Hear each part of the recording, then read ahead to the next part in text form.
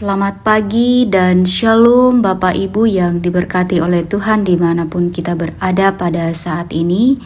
Berjumpa kembali dalam Renungan Harian di hari Sabtu tanggal 2 November tahun 2024. Mari bersama-sama kita berdoa. Kami mengucap syukur kepadamu ya Bapa di sorga. Tuhan begitu baik mengasihi kehidupan kami. Dan mengawali setiap kegiatan kami saat ini, kami akan membaca dan merenungkan firman Tuhan. Terangilah hati dan pikiran kami, biarlah melalui firman-Mu ini boleh mengambil bagian dalam langkah kehidupan kami. Dalam Kristus Yesus kami berdoa. Amin. Kitab Lukas pasal 10 ayat 25 sampai 37. Pada suatu kali berdirilah seorang ahli Taurat untuk mencobai Yesus. Katanya, "Guru, apa yang harus kuperbuat untuk memperoleh hidup yang kekal?" Jawab Yesus kepadanya, "Apa yang tertulis dalam hukum Taurat? Apa yang kau baca di sana?" Jawab orang itu, "Kasihanilah Tuhan Allahmu dengan segenap hatimu, dan dengan segenap jiwamu, dan dengan segenap kekuatanmu, dan dengan segenap akal budimu, dan kasihanilah sesamamu manusia seperti dirimu sendiri." Kata Yesus kepadanya, "Jawabmu itu benar, perbuatlah demikian maka engkau akan hidup." Tetapi untuk membenarkan dirinya, orang itu berkata kepada Yesus, "Dan siapakah sesamaku manusia?" Jawab Yesus, "Adalah seorang yang turun dari Yerusalem ke Yeriko. Ia jatuh ke tanah penyamuk-penyamuk yang bukan saja merampoknya habis-habisan, tetapi yang juga memukulnya, dan yang sesudah itu pergi meninggalkannya setengah mati. Kebetulan ada seorang iman turun melalui jalan itu. Ia melihat orang itu, tetapi ia melewatinya dari seberang jalan. Demikian juga seorang Lewi datang ke tempat itu. Ketika ia melihat orang itu, ia melewatinya dari seberang jalan. Lalu datang seorang Samaria yang sedang dalam perjalanan ke tempat itu. Dan ketika ia melihat orang itu, tergeraklah hatinya oleh belas kasihan. Ia pergi kepadanya lalu membalut luka-lukanya. Sesudah ia mengiraminya dengan minyak dan anggur. Kemudian ia menaikkan orang itu ke atas keledai tunggangnya sendiri, lalu membawanya ke tempat penginapan dan merawatnya. Keesokan harinya ia menyerahkan 2 dinar kepada pemilik penginapan itu. Katanya, "Rawatlah dia, dan jika kau belanjakan lebih dari ini, aku akan menggantikannya waktu aku kembali."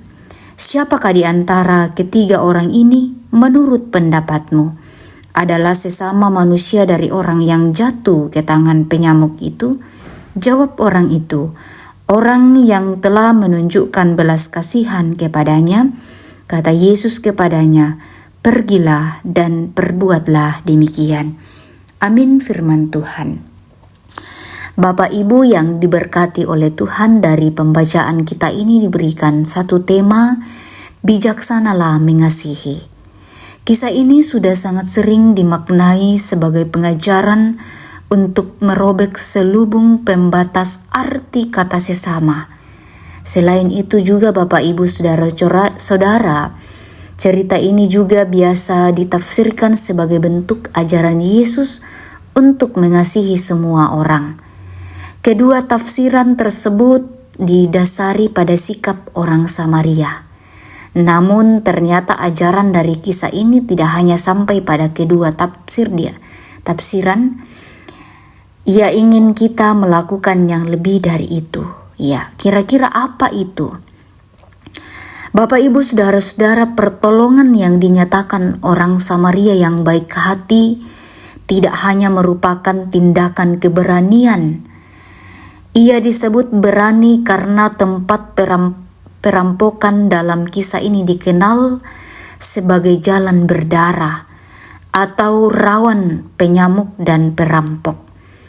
karena sikapnya meminta pemilik penginapan untuk melanjutkan perawatan kepada orang ini. Pertolongan dari orang Samaria dapat pula dimaknai sebagai tindakan yang bijaksana. Kebijaksanaan itu membuatnya dapat menyatakan pertolongan yang utuh sekaligus tidak mengorbankan tujuan perjalanannya. Kebijaksanaannya mampu menampakkan kasih sekaligus tidak mengorbankan dirinya. Yang menariknya Bapak Ibu Saudara-saudara bahwa pilihan tersebut memberi ruang bagi orang lain menyatakan kasih kepada yang menderita. Firman Tuhan hari ini mengajarkan untuk tidak melakukan kasih dengan buta. Kasih mesti diwujudkan dengan cara yang bijaksana. Kadang-kadang atau kadangkala juga untuk menolong atau menyatakan kasih, kita justru menjebak diri ke dalam penderitaan. Kisah di atas ini dalam pembacaan kita menyadarkan bahwa ternyata kasih harus bijaksana dan utuh. Kita mengasihi orang lain sekaligus mengasihi diri sendiri. Mengasihi orang lain lalu menimbulkan masalah bagi diri sendiri, kita sebenarnya hanya menukar posisi. Karena itu Bapak Ibu Saudara-saudara yang diberkati oleh Tuhan, Yesus mengajarkan kita untuk menggunakan akal kita menemukan cara mewujudkan kasih-Nya dengan bijak.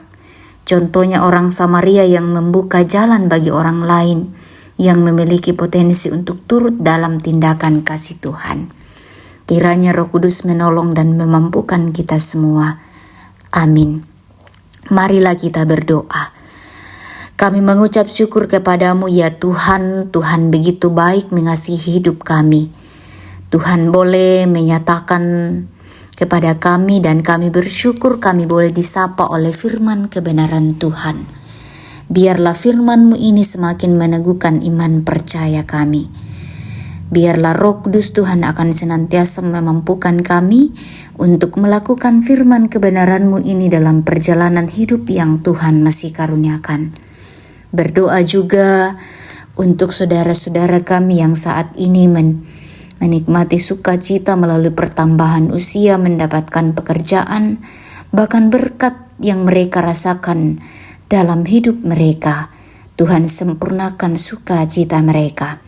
Kami pun berdoa untuk saudara-saudara kami dalam kelemahan tubuh. Tuhan pulihkan keadaan mereka.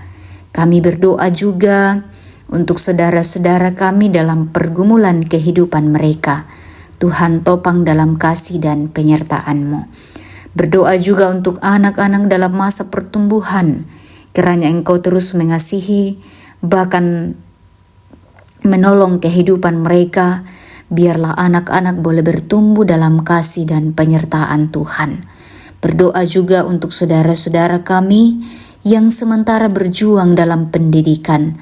Tuhan senantiasa buka jalan setiap proses yang mereka lalui, kelak boleh mendapatkan hasil yang baik.